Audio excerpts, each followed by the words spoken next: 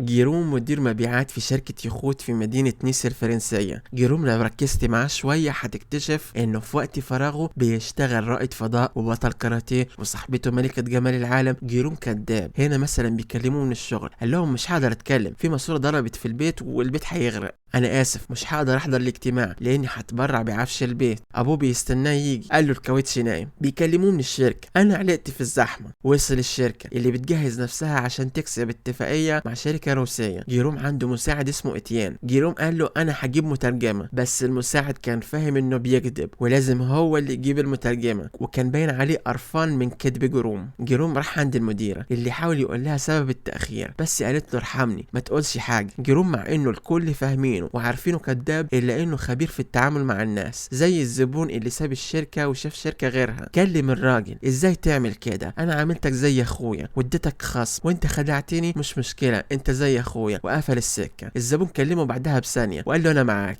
المديرة فرحت باللي عمله وفكرته بالاهم، الاتفاقية مع الشركة الروسية مهمة جدا. المديرة كارولين بتسأله ازاي اخوك اللي عمل زراعة كلية. جيروم من كتر الكذب نسى قال لها ايه. جيروم اتعرف على المترجمة اللي اسمها كلوي وحاول انه يخليها تتعاطف معاه لما قال لها اهلي في طفولتي غلطوا في حقي كتير، بس كلوي ما كانتش مهتمة والكلمة بتخرج منها بالعافية، وقالت له يا ريت التعامل ما بيننا يبقى رسمي. جيروم راح مصنع الشركة اللي بيشتغل فيه اخوه تيبو ومعاه موظفة اسمها فيريجني اللي مش طايقة تشوف وشه. جيروم قال لاخوه انا شفت المترجمة ووقعت في غرامي، انت ايش عرفك؟ ده بيسموه الحب من اول نظرة. يلا يا راجل بلا كدب بقى بوشك، ده كداب كدب الابن. كبير المهندسين لما شاف جيروم قال وزارة الكدابين وصل. جيروم بيفكر العمال بأهمية الاتفاقية وانهم ممكن يخسروا شغلهم. جيروم واخوه بيتغدوا مع امهم وابوهم، وجيروم بيقول لهم انا خايف من المديرة اللي اسمها كارولين، شخصيتها ضعيفة. اخوه بص عليه، يا راجل بقى كارولين اللي مطلعة عيني ست ضعيفة؟ ابوه وامه مش مصدقين. العيلة واصحابهم اتفقوا انهم يواجهوا جيروم ويقولوا الحقيقة. كدبك اللي ما بيخلصش بيفصلك عن الواقع اللي انت فيه، دايما متأخر ودايما عندك اعذار، الموبايل ما فيش شحن، الكاوتش دايما نايم 16 مرة الكاوتش نايم في شهر واحد، واللي شقتك اللي دايما غرقانة. والمساعد قال له انت بتفتري عليا وبتقول انا بنام في الشغل. وكبير المهندسين قال له انت قلت عليا انا ما فهمش. فريجني بتقول له انت ما حدش اختارك تبقى رائد فضاء، وقال ايه ملكة جمال العالم صاحبتك. امه سألته انت ليه بتقول على اخوك انه فاشل ومنحوس. جيروم قال لهم كلكم كدابين وبتخططوا من ورايا وبتقولوا اي كلام فارغ، انتوا اللي كدابين. تاني يوم الصبح حصلت المفاجأة. كل كدبة قالها جيروم هتبقى حقيقة. مثلا لما كان بيكذب ويقول الشقة غرقت، اهي فعلا الشقة غرقت، الصالة وأوضة النوم، والسباك مش عارف يبدأ منين، الشقة بتاعتي غرقت يا هاني. ولما نزل عشان يروح الشغل الكدبة اللي كان دايما بيقولها للمديرة بقت حقيقة، الكاوتش نايم. ايه ده الكاوتش التاني نايم.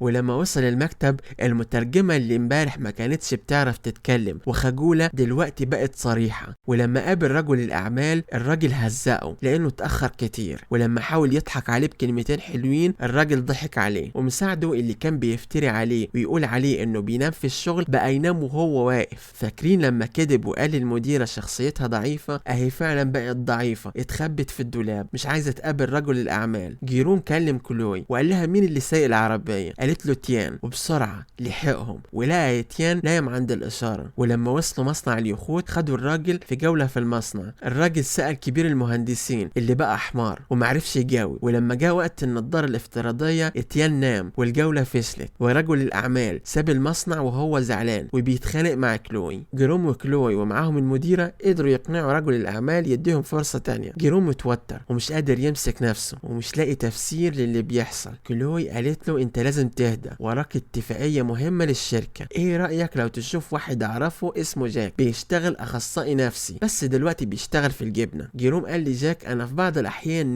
نادرا جدا يعني مرة او مرتين في السنة بكدب، وبصراحة ده ما يتسماش كده، دي زي البهارات في الاكل وعشان كلامي يبقى ممتع. جاك قال له يعني بتكذب. جيروم قال له لا احترم نفسك ده مش كده. جاك قال له ما تخافش انت مش مجنون، اول حاجة لازم تعترف انك بتخترع حكايات من دماغك وشيل من دماغك فكرة انا بكذب يبقى انا عايش. جيروم ارتاح نفسيا لما عرف انه في امل. تيبو بيخبط على الباب وبيقول لاخوه انا بقيت منحوس مش مصدق، ارمي الكوره، كل مره بتيجي في دماغي، بص خليها تجرب، هيتجنن، ايه السبب؟ ولما راح راحوا المطعم وجا الاكل النور وقع على صحنه، ولما جاي يحط ملح وقع كله. ايه النحس ده؟ جيروم اعترف وقال المشاكل دي انا السبب فيها لاني بكتب شويه. قال له لا انت بتكذب كتير، قلت عليا انا فاشل ومنحوس لحد ما بقيت فاشل ومنحوس، انت لازم تلاقي حل، انت بتكذب من ايام ما كنا عيال، فاكر لما كنت بتكذب وتقول جارنا بيخلص على الناس؟ الاتنين استوعبوا انه الكذب اللي قاله بقى حقيقه، وانه الراجل ده ممكن يخلص على امه وابوه. وراحوا جري للبيت، وهم في السكه سمعوا المذيع بيقول ما زلنا نبحث عن رائد الفضاء جيروم، اخوه هيتجرد من كذبه، اخوه من كتر النحس العربيه عطلت وكانوا هيعملوا حادثه بس قدروا يوصلوا البيت. وجيروم اعترف لاخوه انه كان بيكذب، بيقول ان ابوه وامه كانوا دايما بيهزقوه وبيغلطوا فيه، عشان كده وهم بياكلوا ابوه وامه فضلوا يهزقوه ويمسحوا بكرامته الارض. تيبو قال لاخوه معقول ابوك وامك اللي عمرهم ما غلطوا فيك تقول عليهم ظلموك وبيعذبوك؟ قلت الكلام ده عشان ترضي مين؟ بص انت لازم تخرجنا من المصيبه دي. في حد بيخبط على الباب، جارهم اللي بقى سايكو وعايز يخلص عليهم، وهم حاولوا يهربوا منه.